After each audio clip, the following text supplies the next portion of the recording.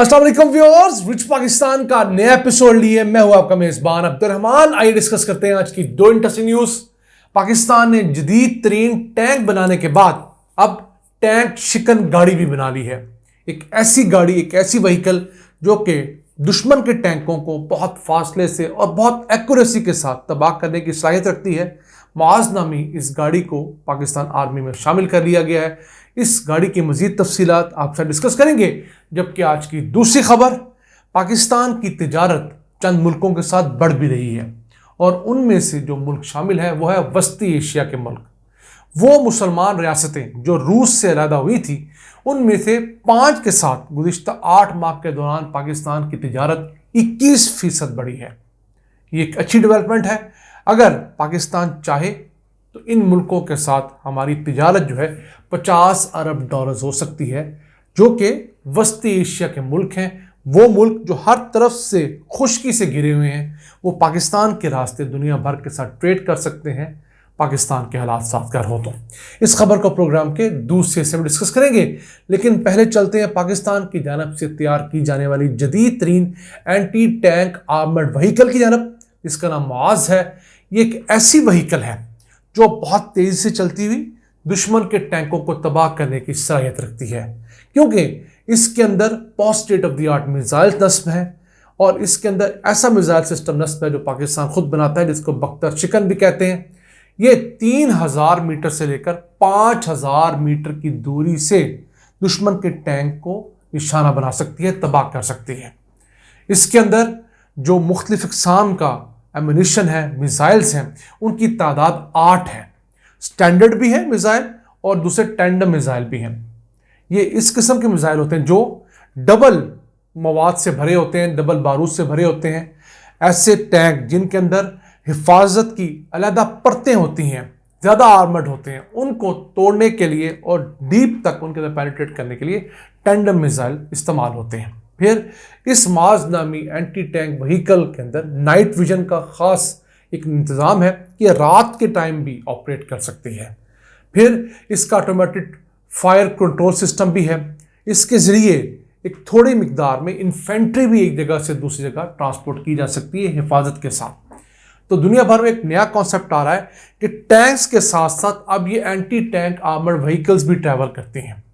Tank में चूँकि ज़्यादा लोग नहीं बिठाए जा सकते, इनके अंदर 8, 10, 11 तक मुख्तलिफ नफरी बिठाई जा सकती है। फिर इनके अंदर ऐसे आलात नस्ब होते हैं जो खुसूसन ऐसी चीज़ों को तबाह करते हैं जो कि आर्मर्ड होती हैं, जैसे टैंक हो गए, आर्मर्ड बंकर्स हो गए या APCs होती हैं। उनको तबाह करने के लिए ये चीज़ें दुनिया भर में अब चल रही हैं। पाकिस्तान ने ये सारी गाड़ी मुकामी तौर पर हैवी इंडस्ट्रियल कम्प्लेक्स टेक्सला के अंदर तैयार की है। इससे पहले पाकिस्तान APCs तैयार कर रहा था, जो आर्मर्ड पर्सनल व्हीकल्स जो होती हैं, जो इंसानों को या इन्फेंट्री को, फौजियों को, असला बरदार लोगों को एक जगह से दूसरी जगह पर ट्रांसपोर्ट करती हैं। आपने अक्सर वो व्हीकल देखी होंगी, जब कच्चे के इलाके में ऑपरेशंस होते हैं तो उन APCs के अंदर पुलिस वालों को ले जाया जाता है ताकि उनके ऊपर किसी किस्म की फायरिंग हो तो वो महफूज रहें। आर्मर्ड होती हैं, बुलेट प्रूफ होती हैं, बॉम्ब प्रूफ किस हद तक होती हैं। तो उसी को अपग्रेड किया गया है, उसी के अंदर मिसाइल सिस्टम लगाया गया है। अब ये गाड़ी 5.2 मीटर लंबी है, 2.5 मीटर चौड़ी है और 2.7 मीटर ऊंची है। इसके अंदर जो एंटी टैंक पूरा सिस्टम लगाया गया है, उसका वजन तकरीबन 25 किलो के इर्द गिर्द है।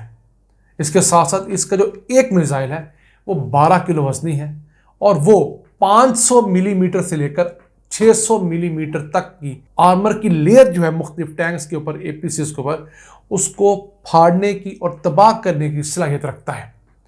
तो पाकिस्तान के अंदर इस तरह की नई जदीद मशीनरी तैयार होना ना सिर्फ हमारे लिए बहुत अहम है कि हमारी मुल्क की ज़रूरियात पूरी होंगी, हमें अपने ऑपरेशंस में आसानी होगी, बल्कि हम इन्हें एक्सपोर्ट करके भी कसीर ज़र मुबादला कमाने की पोजीशन में आ सकते हैं।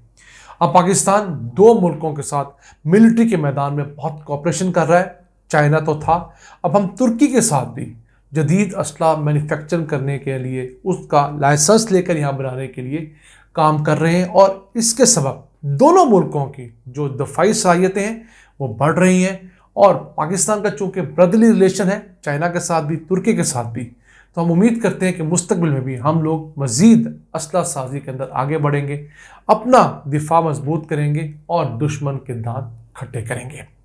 آئیے چلتے ہیں آج کی دوسری اہم خبر کی طرف۔ سینٹرل ایشیا، جو کہ پاکستان کے لیے ہمیشہ سے اہم رہا، لیکن ہم نے اس سے ایسا کبھی تجارت بڑھائی نہیں۔ اب ان ملکوں کے پاس تیل اور گیس کے وسیع ذخائر ہیں۔ بدقسمتی ان کی ہے کہ یہ لینڈ لاک ممالک ہیں، کسی سمندر سے ان کا راستہ نہیں ہے، تو یہ دوسرے ملکوں کے اوپر ڈپینڈنٹ ہوتے ہیں۔ تو پاکستان کا ان کی طرف رجحان بڑا ہے۔ ہماری تجارت گزشتہ 8 ماہ کے دوران ان ملکوں کے ساتھ 21% بڑھی ہے۔ ملک کون کون سے ہیں؟ قازقستان، کرغزستان، تاجکستان، ترکمانستان اور ازبکستان۔ یہ تمام وہ ریاستیں ہیں جو کہ رشیا سے، سوویت یونین سے علیحدہ ہوئی تھی۔ تو اب یہ چونکہ آزاد مستقل ریاستیں ہیں، یہ پاکستان کے ساتھ اپنا بزنس کر رہی ہیں اور آہستہ آہستہ ان کے ساتھ پاکستان کی ٹریڈ بڑھ رہی ہے۔ ازبکستان کے ساتھ پاکستان نے ٹرانزٹ ٹریڈ ایگریمنٹ کر لیا ہے اور فروری کے مہینے میں ازبکستان نے 1200 کنٹینرز پاکستانی بندرگاہوں پر منگوائے اور اپنے ملک میں امپورٹ کیے۔ یعنی کہ اب ازبکستان بڑی مقدار میں پاکستانی بندرگاہیں استعمال کر رہا ہے، اس سے پہلے ایران یا ترکی کی بندرگاہیں استعمال کیا کرتا تھا۔ اس کے ساتھ ساتھ تاجکستان کے ساتھ بھی پاکستان کا ٹرانزٹ ٹریڈ ایگریمنٹ تقریباً ہو چکا ہے۔ امید ہے کہ تاجکستان بھی اپنی ٹریڈ پاکستانی بندرگاہوں کے ذریعے کرے گا۔ تو پاکستان اگر ٹریڈ کو ریجنل سطح پر پروموٹ کرے اور اسپیشلی سینٹرل ایشیا کو فوکس کرے، پاک کی ریاستیں، اس کے علاوہ 5-6 دیگر ریاستیں ہیں جیسے آذربائیجان ہے، جارجیا وغیرہ، تو ان ریاستوں کے ساتھ پاکستان کی سالانہ ٹریڈ $50 بلین کی ہو سکتی ہے۔ پاکستان ان سے تیل اور گیس لے سکتا ہے اور یہ ملک نسبتاً سستی گیس اور تیل دیتے ہیں۔ کیوں؟ یہ لینڈ لاکڈ ہے۔ قطر سے سستی گیس ہم لوگ ازبکستان سے لے چکے ہیں، مزید بھی ازبکستان میں آفر کر رہا ہے کہ آپ ہم سے گیس لیں۔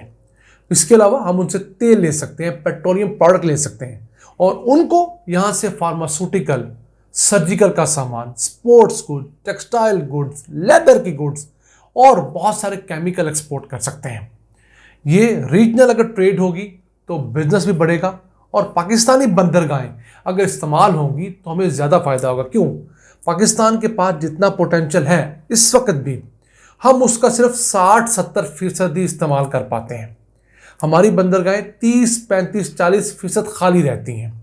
ہمارے پاس اتنی ٹریڈ نہیں ہے یا ہماری بندرگاہوں پر کنجیشن ہے، جیسے کراچی پورٹ اب شہر کے اندر گھر چکی ہے تو وہاں پر ٹریفک کے مسائل ہیں۔ اگر یہ ملک پاکستان کے ذریعے ٹریڈ کریں گے، ایکسپورٹ کریں گے، امپورٹ کریں گے، تو اس کا ہمیں فائدہ یہ ہوگا کہ ہماری بندرگاہیں فل کیپیسٹی پہ چلیں گی تو ایک ہمیں ریونیو آئے گا، دوسرا ہمارے لوگوں کو بندرگاہوں پہ جابس ملیں گی، تیسرا جب زیادہ بڑی تعداد میں شپس پاکستانی بندرگاہوں پہ آئیں گی تو دنیا کے کئی اور ملک پاکستان کو دبئی کے طرز پر ٹریڈ ہب کے طور پر، ٹرانزٹ ٹریڈ کے طور پر یوز کریں گے، تو اس سے بھی پاکستان کو بہت بڑا فائدہ ممکن ہے۔ ہمارے پاس لوکیشن بہت اچھی ہے، بدقسمتی سے ہم سازشوں کو شکار ہوتے ہیں اور سب سے بڑے سازشی ہم خود ہیں۔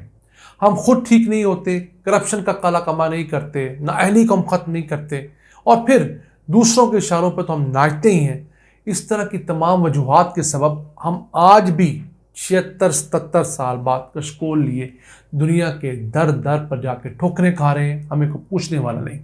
یہی ہم لوگ اپنے حالات ٹھیک کریں، اپنا ہاؤس ان آرڈر کریں تو یقین کیجیے پاکستان دنیا کی جس لوکیشن پہ موجود ہے، ہم کسی سے ایڈ نہ لیں، کسی سے مدد نہ لیں، صرف ٹریڈ کریں تو ہم دنیا کی بڑی ٹریڈنگ اکانومیز بن سکتے ہیں۔